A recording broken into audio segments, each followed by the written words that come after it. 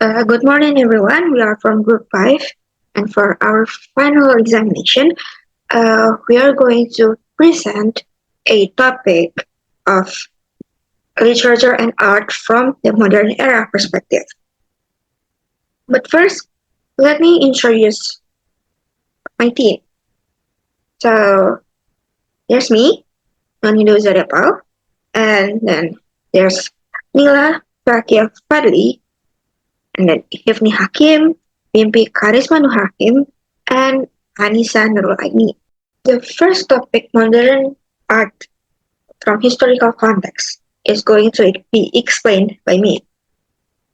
So, the history of modern art. Modern art is an art movement that emerged in the late 19th and early 20th century. It was characterized by a shift away from traditional styles to a more abstract, experimental approach to creating works of art. Major modern art movements include Impressionism, Expressionism, Cubism, Fauvism, Dadaism, and Surrealism. It roots in the 19th century, but the date perhaps most commonly identified as marking of the birth of modern art is a movement is 1863, the year that Edward Manet showed his painting Le Genre Settled in the Salon des Refuses in Paris.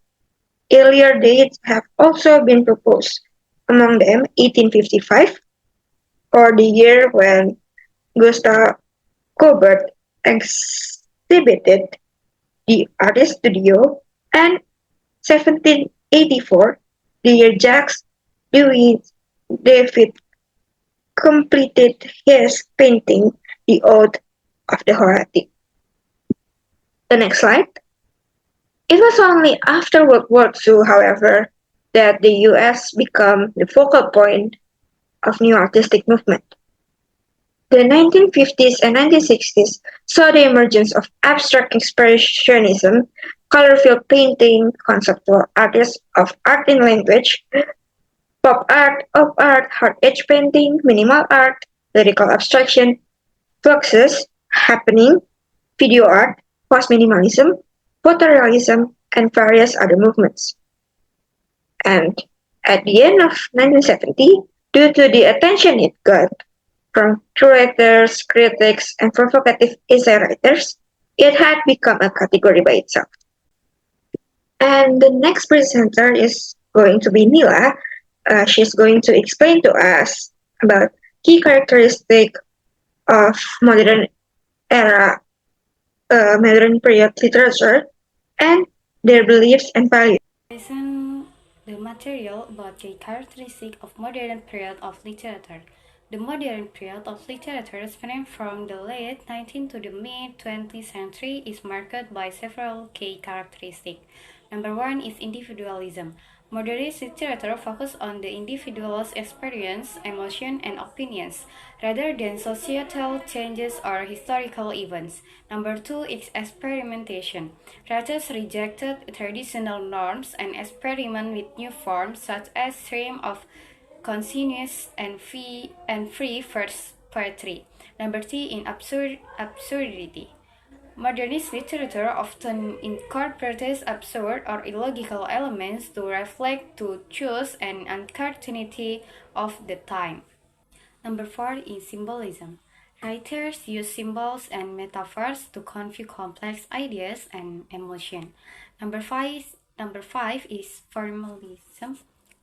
Number four is symbolism. Writers use symbols and metaphors to convey complex ideas and emotions. Number five is formalism. Modernist literature emphasizes the importance of form and structure, often breaking away from traditional narrative styles. These characteristics reflect the impact of the Industrial Revolution, World War, and the rise of mass communication on society and literature. The next material is belief or values the modern period. The modern period. typically considered to begin in the late 19th century and continue to the present. Is characteristic by a variety of beliefs and values shaped by significant historical, social, and cultural change. Here are some key beliefs and values prevalent in the modern period. Number one is individualism, emphasis on personal freedom, self expression, and the importance of individual rights and autonomy. Number two is rationalism and scientific inquiry, belief in reason, empirical evidence, and the scientific method as primary source of knowledge and understanding of the world. Number three is secularism, increased separation of religion from public life and governance, along with a greater focus on humanities and non-religious worldviews. Number four is democracy and political freedom, advocacy for democratic governance, political participation, and the protection of civil liberties and human rights. Number five is equality and social justice, commitment to equality across race, gender, sexuality, and socioeconomic status, along with efforts to address systemic injustice and promote social equity. Number six is globalization and interconnectedness, recognition of global interdependence, the importance of cross-cultural exchange, and the impact of global issues like climate change and international trade. Number seven is technological progress, valuing technological innovation and its potential to improve quality of life, transform industries, and drive economic growth. Number eight is environmental awareness, growing concern for environmental conservation, sustainable practice, and addressing climate change. Number nine is pluralism and multiculturalism, acceptance and celebration of diverse cultures, beliefs, and lifestyle within societies. Number 10 is relativism, understanding that belief and values can be relative to cultural, historical, or personal context, leading to more tolerance for differing perspectives.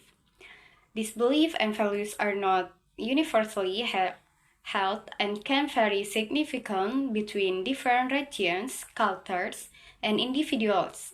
However, they broadly capture the prevailing of the modern period.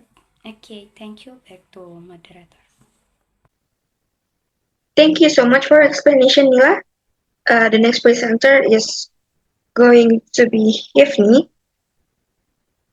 He's going to explain about the lifestyle and social structure from the modern era. My name is Hifni Hakim, and I want to ask you for point for lifestyle and social structure in modern British. It is have 4 point in social group structure. It is have upper class, middle class, working class, and underclass. Let's go to upper class. Characteristic in upper class it is continue to be dominated by aristocracy, wealth industry, and influence political figure. The royal family and the landed gentry maintained their social and economic influence. Lifestyle, of course, lifestyle upper class it is in grand estate and townhouse, often owning multiple property, engage in leisure activities such as hunting, horse racing, and attending social events like a ball and banquet. The children of upper class it is educated in prestigious public school and universities as Eton, Harrow, and Oxford or Cambridge. Their wealth often came from land ownership, investment, and industrial enterprise. How about middle class? The characters of middle class continue to expand to industrialization and the growth of professional occupation include professionals such as doctor, lawyer, engineer, and civil servants, as well as successful businessmen and merchants. Lifestyle of a middle class it is value education, with children attending grammar school and university, owned comfortable homes in suburban area, benefiting from improvement in transportation like a trans and railway. Enjoy cultural activity. It is include the theater, concert, and holiday by the session. Interest increasingly involvement in social reform movement, advocacy for issues such as women's suffrage, labor rights, and public health. How we made working class. The characteristic of working class, it is consistent of manual laborer, factory worker, and domestic servants, often faced harsh working conditions, long hours, and low wage. Lifestyle working class it is lives in crowded urban area, frequently in tenement or small terrace house, relief on communication and family net- network for support. Leisure activity includes visiting pubs, music hall, and participating in sport like football. Experience a gradual improvement in working condition and wage due to labor movement and trade unions. How about underclass? The characteristic of underclass it is include the unemployed, the either elderly poor, and those in precarious employment, often dependent on charity for house or workhouse for survival. There's work from middle class or upper class. It is servant. Lifestyle of underclass it is live for an area of activity cities area, yeah, facing self poverty and inadequate living condition, has a limited access to healthcare, education, and employment opportunity. Social reforms efforts, including the establishment of charities and government program, I meant to alleviate some of their hardships. Point 5. Literature and art in British modern. Despite how the rise of new artistic movement and literary styles that reflected by changing social, political, and technology landscape, key themes include industrialization, social change, and the exploration of modernity. Characteristic of modern literature broke away from traditional narrative structure, focusing instead on fragmented form, stream of conclusion, consistent writing, and unreliable narrator. It often depicted the disorientation and alienation of individual in a rapidly changed world. Realism, real, realis- realism, and naturalism. This movement I meant to depict life accurately and objectivity, often focusing on everyday activity and the life of ordinary people. Naturalism, a more extreme from realism, emphasized the influence of environment and heredity of human behavior. Artistic movement, impression and post-impressionism. This movement initially French and had a significant impact on British art. Impressionism focusing focus on capturing light and movement after painted and plein air. Post impressions expanded their idea, emphasizing more symbolic and expressive use of color and form. Art and Cards movement, founded by William Morris. This movement reacted against industrialization, embracing craftsmanship, traditional technique, and beauty of handcrafted objects. It influenced architecture, decorative art, and design. Aesthetic movement, embracing art, science. This movement uh, followed beauty and aesthetic experience over practical, moral, or narrative consideration. Its influence both visual art and literature, with figures like Oscar Wilde advocating its principle. Thank you.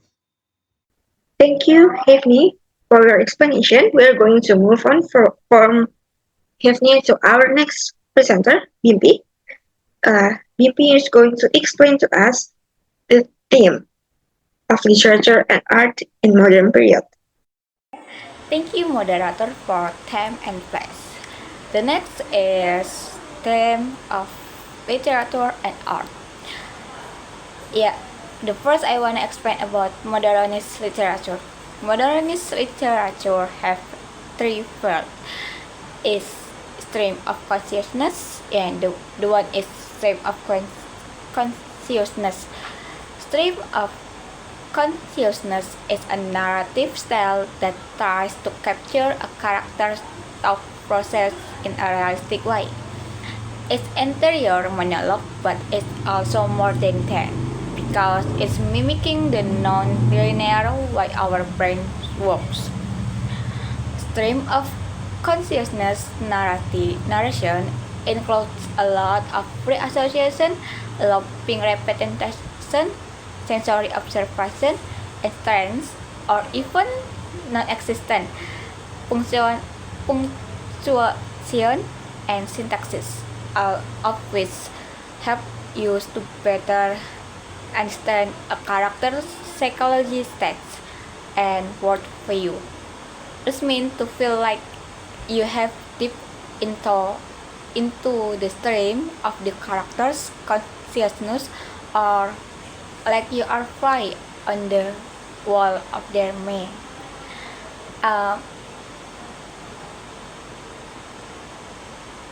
The example of stream the example of stream of consciousness is James Joyce in 1922 with the book. The title is Ulysses. This novel captures the thought of characters in continuous flow, imitating the way thought move in the human mind. One famous section is Molly Bloom's soliloquy, which presents her thought in a brief flowing and functional manner. The next is fragmentation. Fragmentation is an important aspect in postmodernism. Fragment narrative comprised of the event jump together, and the readers are expected to make sense of the sequence of the story by collaborating the different components of stories. Intertextuality is a theory associated with fragmented, which advocates that a piece of literature is impacted and shaped by the literature composed earlier. The present paper will explore the fragmentation of the personality of the individuals during the postmodern era. After World War XI, the modern writers tried to express their grief regarding the sadness brought by war through the literary medium as depicted in the Westland.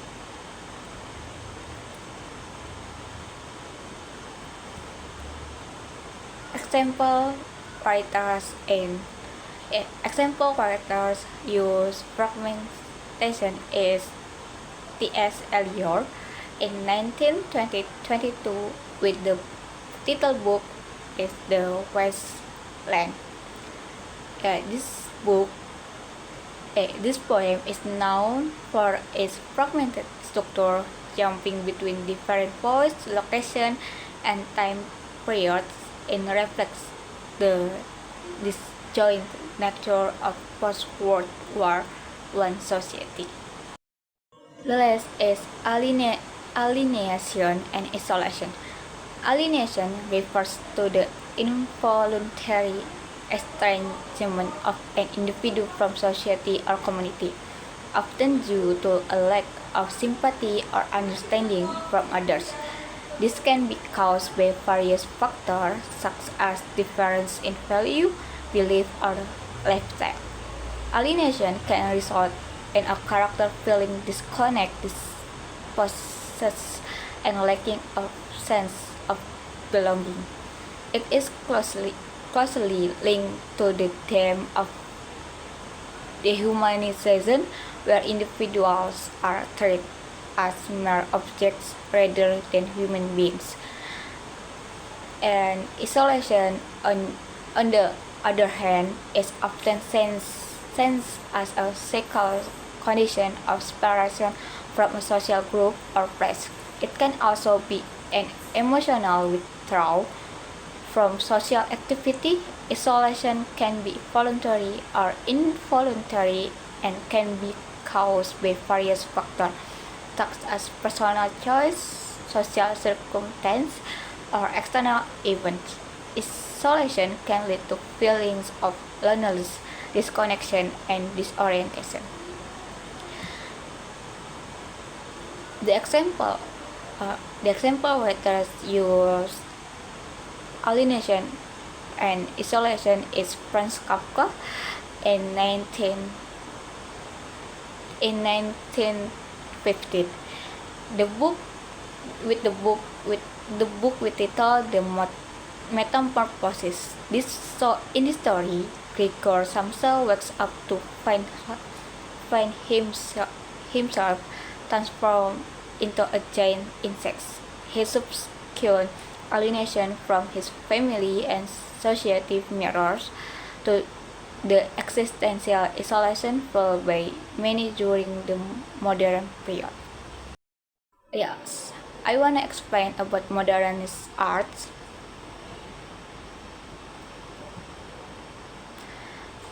The first is abstraction. Abstraction is a literary term that refers to process of differing general rules and concepts from specific example. It involves simplifying complex detail to focus on the essential aspect of an idea, making it more general and less concrete. Abstraction is used to convey abstract concepts that cannot be directly experienced through the five senses, such as love, war, or culture. One of the artists used abstraction is Vasily Kandinsky with the title Composition 7. The next is Cubism. Cubism is an influential art movement that revolutionized the way artists depict three-dimensional reality on a two-dimensional canvas. It emerged in the early 20th century, primarily through the works of Pablo Picasso and Georges Braque. Cubism involves breaking down form into geometric shapes and depicting them from multiple perspectives, often simultaneously.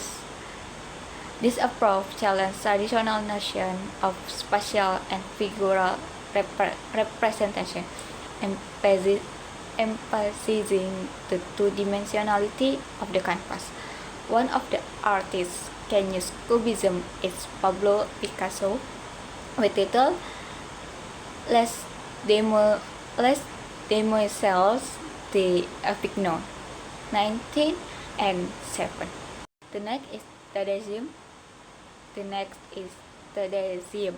Was an avant-garde art movement that emerged in early 20th century, primarily in response to the horrors of World War I. It was characteristic by a rejection of traditional art form and convention, and instead emphasized the use of unconventional materials, techniques, and themes to the challenge social norms and create a sense of shock and outrage. Example is Marcel Duchamp with the title is Fontaine, 1917. And the last is Surrealism. Surrealism is an artistic and cultural movement that emerged in Europe in the aftermath of the World War I. It is characteristic by a focus on the subconscious mind and the irrational, often resulting in the depiction of illogical or dreamlike scenes and ideas. The movement sought to challenge traditional notions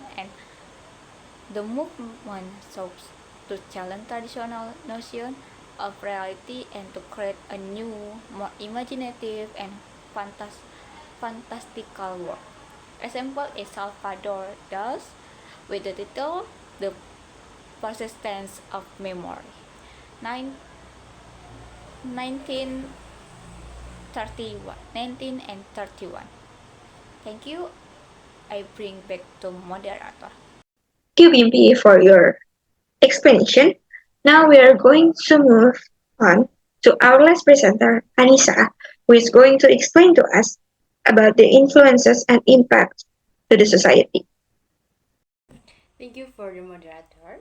The next material is the influence and impact to the society in a modern period.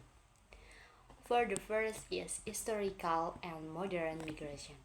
The influx of people from various parts of the world has contributed to the discretion of British society, particularly in the terms of cuisines, music, and festival. The next is a British Empire and Commonwealth.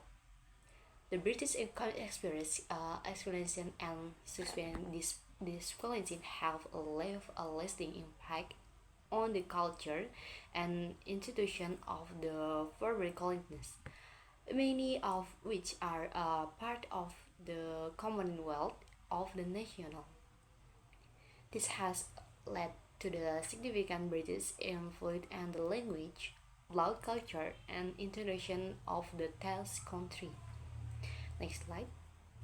The Industrial Revolution and Economy Development. The Industrial Revolution, which began in the Britain, have a varied effect on socio-economy and cultural conditions globally. The transformation the country economy and led to the significant advance in the science, technology, and medicine. The next is post-war immigration and diversification. Following World War II, British experienced a rise in immigration from Eastern Europe, which featured differs to the popular and cultural landscape. The next is government and economy policies. The country economy and social policies, such as the dismounting of a culture controls after World War I and the subsequent emphasis on the government interventions and social welfare have a SAPS and a conditional structure and a working class identity. The next is demography, change, and housing. Change in demography, such as the rise of a single person household and the death of the extended families, have put a pressure on the housing market, particularly in urban areas like London. And the next is culture and artistic contribution. The British culture has made a significant contribution to the literature, music, cinema, art, and architecture, with the notable figures like William Shakespeare, Jane Austen, and George Eliot, and the institution like the Royal Academy of Music and the BBC. The last is sport and leisure. Sports like cricket, football, tennis, and rugby have played a significant role in British culture, with the UK describe culture suburb and London as a world cultural capital. Okay, thank you. I return back to moderator. Thank you for your explanation, Isa, and thank you for your explanation, everyone. Uh, I hope that our explanation is clear enough to tell you the history and what it's like in the modern era of literature and art. Thank you so much for listening. See you next time. Thank you.